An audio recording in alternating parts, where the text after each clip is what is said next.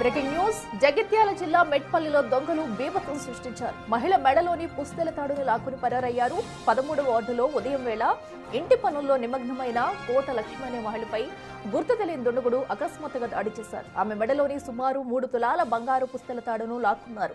ఈ క్రమంలో బాధితురాలికి స్వల్ప గాయాలయ్యాయి. వరుస చైన్ స్నాచింగ్లతో పట్టణ ప్రజలు భయాందోళనకు గురవుతున్నారు. పోలీసులు కేసు నమోదు చేసి సీసీ ఫుటేజ్ ఆధారంగా దర్యాప్తును ముమ్మరం చేశారు.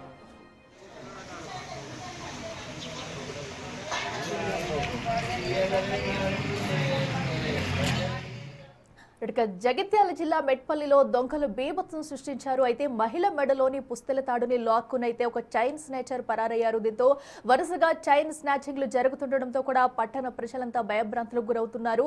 అయితే వీరందరూ కూడా ముందు నుంచే రెక్కి నిర్వహించారా లేదా అకస్మాత్తుగా వచ్చి ఒంటరి మహిళలను కూడా అటు చూసుకుని అకస్మాత్తుగా ఒకసారి ఏదో పనుండి వచ్చి దగ్గరకు వచ్చి మెడలో ఉన్న పుస్తెల తాడునైతే లాక్కెళ్ళిపోయారు. అయితే ఈ ఘటన జరిగినప్పుడు కూడా మహిళ అయితే స్వల్పంగా గాయాలవడంతో ఆసుపత్రిలో చికిత్స పొందుతుంది. అదే ఈ వీడియో అంతా కూడా మొత్తం సీసీటీవీలో రికార్డ్ అయింది. దీంతో సీసీ ఫుటేజ్ ఆధారంగా పోలీసులు అయితే దర్యాప్తు ముమ్మరం చేశారు. అసలు ఆగంతుకుడు ఎవరు ఎక్కడి నుంచి వచ్చారు, ముందే వీళ్ళు ఏమైనా రెక్కి నిర్వహించారా, వీళ్ళు బ్యాచ్ ఇంకా ఎవరన్నా ఉన్నారనే కోణంలో కూడా పోలీసులు అయితే దర్యాప్తు ముమ్మరం చేశారు. ఈ అంశానికి సంబంధించి మరింత సమాచారం మా ప్రతినిధి శ్రీనివాస్ అందిస్తారు. శ్రీనివాస్ చెప్పండి, ఏకంగా అటు మహిళ మెడ నుంచి పుస్తెల తాడు లాక్కుని పరారైన ఘటన మనం చూస్తున్నాము. సో ఎప్పుడైనా ఇదివరకు ఎప్పుడైనా కూడా ఇలాంటి ఘటనలు అక్కడ చోటు చేసుకున్నాయా, అసలు వచ్చిన ఆగంతుకుడు ఎవరు, పోలీసులు ఏం చెప్తున్నారు?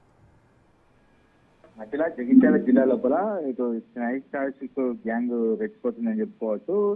వరుస దొంగతనాలు ఇప్పుడు పోలీసులకు సవాల్గా మారినటువంటి పరిస్థితి. ఇటు దేవాలయాలతో పాటుగా ఆ ఇంట్లో తర్వాత మహిళల పైన దాడి చేసి వారిని ఒంటి నుంచి బంగారు నగలు ఎత్తుకెళ్తున్నటువంటి సంఘటన చోటు చేసుకుంది. ఈ రోజు ఆ ఉదయం ఇటు మెట్టిపల్లి పట్టణం లోపల దొంగలు బీభత్సం సృష్టించారని చెప్పుకోవచ్చు. ఇంటి పనుల లోపల ఉన్నటువంటి కోట లక్ష్మి పనులు చేస్తున్నటువంటి సమయం లోపల కొంతమంది గుర్తు తెలియని ఆ దుండగులు దాడి చేసి చేను లాగేసుకొని పారిపోవడం కూడా జరిగింది. సుమారు 3 తులాల పుస్తల తాడు ఇటు అపహరణకు గురి కావడంతో ఇటు బాధితుల లబోదీబో అన్నటువంటి పరిస్థితి కనబడుతుంది. ఒక్కసారిగా దొంగలు వచ్చి ఆ బాధితురాలు మెడలో నుంచి పుస్తల తాడు లాగడంతో అయితే ఆ మహిళకు స్వల్ప గాయాలైనటువంటి పరిస్థితి కనబడుతుంది. మొత్తానికైతే వరుస దొంగతనాలు జగిత్యాల పోలీసులకు సవాల్గా మారినటువంటి పరిస్థితి కనబడుతుంది. సీసీ ఫుటేజ్ ఆధారంగా అయితే పోలీసులు దర్యాప్తు చేస్తున్నటువంటి పరిస్థితి కనబడుతుంది. అయితే శ్రీనివాస్, అయితే వీరి దొంగలంతా కూడా ముందుగా ఏమైనా రెక్కి నిర్వహించి ఎవరైతే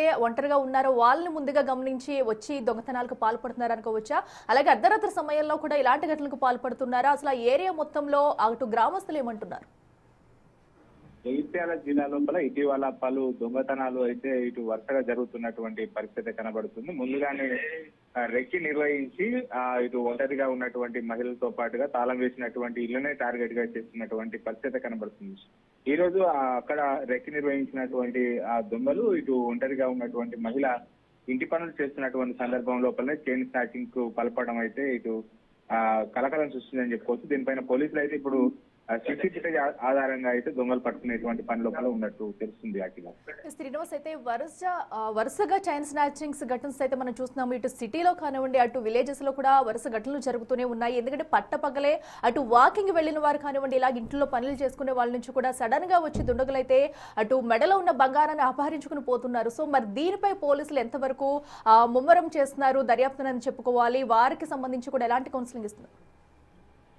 జగిత్యాల జిల్లా లోపల మొత్తము ఒంటరిగా ఉన్నటువంటి మహిళలు, తర్వాత తాళం వేసి ఉన్నటువంటి ఇండ్లు, తర్వాత దేవాలయాలు, వీటినే టార్గెట్ గా చేస్తున్నారు. ముఖ్యంగా ఈ సమయం లోపలనే దొంగతనాలకు వరుసగా పాల్పడడంతో అయితే ఇప్పుడు ఈ వరుస దొంగతనాలు పోలీసులకు సవాలుగా మారినటువంటి పరిస్థితి కనబడుతుంది.